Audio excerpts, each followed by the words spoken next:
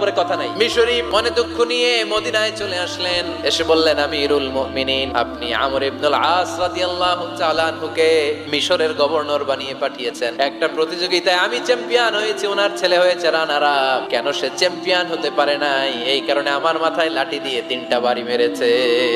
ওমর ফারুক বললেন, তাই আগামী বছরের অমুক তারিখ আমি সব গভর্নরদেরকে ডেকে হিসাব নিতে, ওই দিন তুই থাকবি। ওই দিন 7 রাজ্য থেকে 7 গভর্নর হাজির, গভর্নরদের ছেলেরাও হাজির। মিজে একটা লাঠি এনে মিশরীর হাতে দিয়ে বলল, এবার তোর মাথায় যতটা মারছে তুই ততটা গুনে গুনে মার, আমি দেখবো। সে বলতেছে, থাক, আপনি বলছেন এতেই যথেষ্ট, মারা লাগবে না, আমি মাফ করে দিলাম। ওমর ফারুক বলল, খবরদার, মার মার ওর মাথার মধ্যে। মিশরী ওমর ফারুকের ধমক শুনে ভয়ে ভয়ে 3টা বাড়ি মারলো।